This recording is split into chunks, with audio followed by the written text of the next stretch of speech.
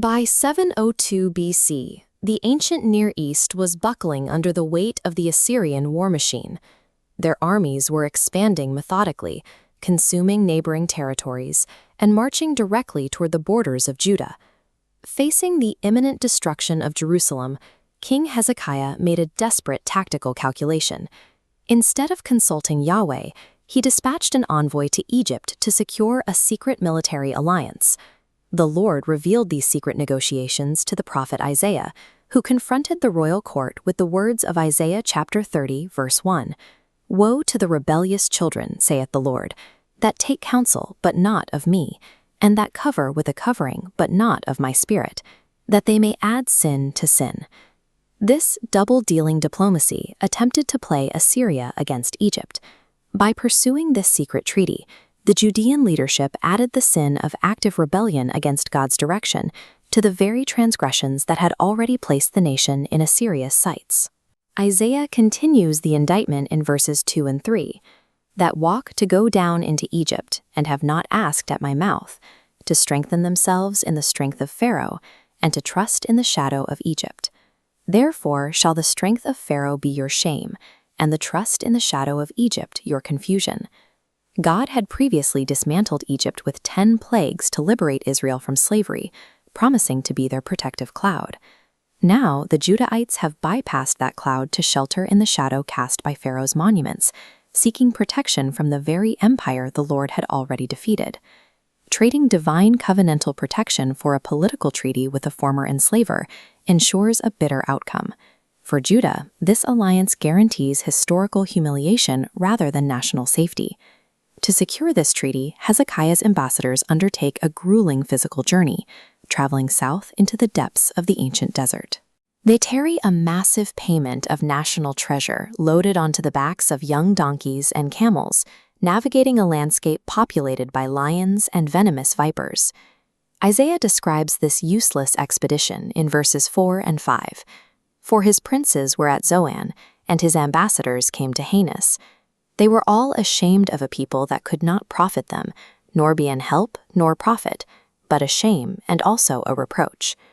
The envoys comb the Egyptian territory, searching from the northern city of Zoan to Hanes in the south, desperately seeking an army that will not materialize.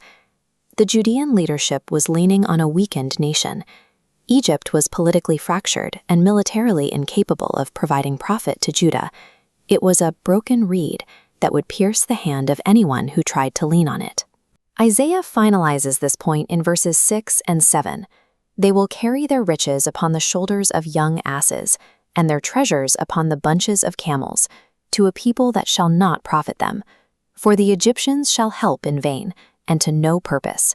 Therefore have I cried concerning this. Their strength is to sit still." The prophet defines Egyptian power through the term Rahab, a mythological monster that looks fierce but ultimately sits paralyzed. The name implies insolent arrogance, describing a nation that is all teeth and no bite. While the Judean envoys risk their lives and wealth in a frantic search for military aid, Isaiah reveals that national survival depends on the one thing they refuse to do: sit still and wait on the Lord. In the courtyards of Jerusalem, Isaiah confronted royal counselors intent on their own political maneuvers. They viewed the prophet as an obstacle to their diplomacy. Yahweh responded by giving Isaiah a specific instruction in verse 8. "Now go, write it before them in a table, and note it in a book, that it may be for the time to come, forever and ever." By recording this prophecy in a book, Isaiah created a permanent historical record. Long after the immediate crisis, this physical document would serve as proof that God had explicitly warned the nation before the disaster struck. The Lord describes the character of the people in verses 9, 10, and 11. That this is a rebellious people, lying children, children that will not hear the law of the Lord, which say to the seers, See not, and to the prophets, Prophesy not unto us right things, speak unto us smooth things, prophesy deceits. Get you out of the way, turn aside out of the path, cause the Holy One of Israel to cease from before us. These counselors openly ask their prophets for smooth things and comforting deceits. They are unwilling to tolerate the harsh geopolitical reality of the Assyrian threat, choosing instead a version of the truth that allows them to continue their own plans without divine interference. Their ultimate goal was to remove the Holy One of Israel from their political path. They believed their own strategic calculations were superior to the law of the Lord. This deliberate rejection of truth makes the nation's future vulnerability inevitable. By demanding lies, the leadership ensures that their defenses will fail when the crisis finally reaches the walls. King Hezekiah frantically reinforced Jerusalem's physical defenses, numbering houses and breaking them down to strengthen the walls. But stone fortifications offered little security against the mechanical precision of an Assyrian siege engine.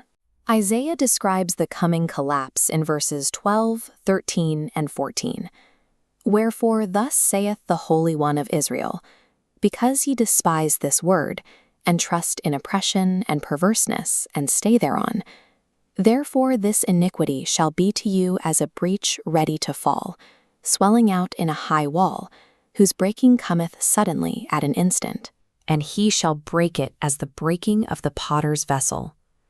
Judah's spiritual iniquity acted as a structural breach. No matter how much Hezekiah reinforced the masonry, the nation's core rebellion made the walls swell and buckle, rendering the physical defenses useless. This prophecy declared that the city's defenses would shatter like an earthen vessel. While Jerusalem survived 701 BC, this total destruction was later carried out by the Babylonians in 586 BC and the Romans in 70 AD. God highlights the alternative they rejected in verses 15, 16, and 17. "In returning and rest shall ye be saved. In quietness and in confidence shall be your strength. And ye would not. But ye said, No, for we will flee upon horses. Therefore shall ye flee. And we will ride upon the swift. Therefore shall they that pursue you be swift. 1,000 shall flee at the rebuke of one." Yahweh required quietness and confidence, but the Judeans chose a tactical retreat, banking their survival on the speed of horses. In response, God warned that their pursuers would simply be swifter. Relying on human speed over divine rest reduces a once populous nation to a solitary remnant. The prophecy warns that Judah will be left like a single, lonely flag on a hill, a sign of the judgment that follows rejected truth. Despite the impending judgment, the tone of the prophecy shifts toward the possibility of divine patience and mercy for those within Jerusalem. The terms of this grace are set in verses 18 and 19. "And therefore will the Lord wait, that he may be gracious unto you. And therefore will he be exalted, that he may have mercy upon you. For the Lord is a God of judgment. Blessed are all they that wait for him. For the people shall dwell in Zion at Jerusalem. Thou shalt weep no more. He will be very gracious unto thee." God waits to be highly exalted by showing mercy the moment the people finally cry out. This requires patience from both sides. The righteous must wait through the judgment for the Lord to reveal his power. The experience of the siege is described in verses 20, 21, and 22. "And though the Lord give you the bread of adversity and the water of affliction, yet shall not thy teachers be removed into a corner any more. And thine ears shall hear a word behind thee, saying, This is the way, walk ye in it. Ye shall defile also the covering of thy graven images of silver." The bread of adversity and water of affliction describe the literal rations of a city under siege. As the Assyrians block all trade and agriculture, the residents of Jerusalem are reduced to starving on maker supplies. This physical deprivation functions as a refining fire. Stripped of their food and their foreign allies, the people finally begin to hear the direction of the Holy Spirit behind them, pointing back to the correct path. The people take their expensive idols, statues overlaid with silver and gold, and treat them like contaminated rags. They throw them out of the city, shouting, "Away with you," effectively ending the idolatry that once defined their politics. Severe physical deprivation during a geopolitical crisis often becomes the precise mechanism God uses to cure a nation of its reliance on false gods. The Assyrian army was an overwhelming tactical force, moving like an overflowing river that reached all the way to the neck, the very walls of the capital. But as the enemy prepared to strike, the Lord declared judgment in verses 27 and 28.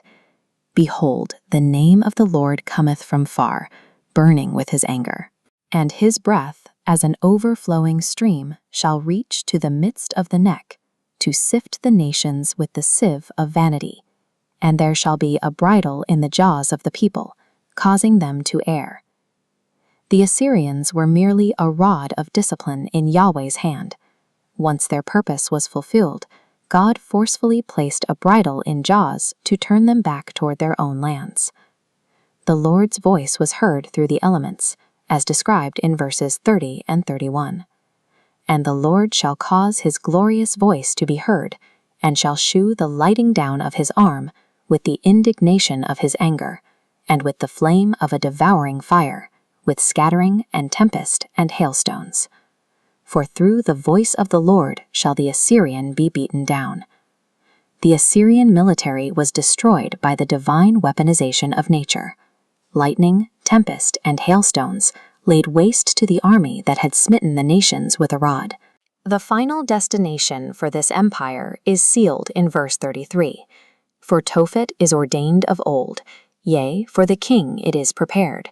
He hath made it deep and large. The pile thereof is fire and much wood. The breath of the Lord, like a stream of brimstone, doth kindle it. Tophet was a physical location near Jerusalem in the valley of Hinnom. It was a site where fires burned continually to destroy offensive things, and where idolatrous Jews had once sacrificed children to Moloch. Isaiah reveals that Tophet has been prepared deep and large to receive the Assyrian king. This spiritual valley of torment is kindled by the Lord's breath, specifically to consume the pride of the empire. Human empires are temporary instruments. They are used for a season, and then destroyed when their purpose is complete.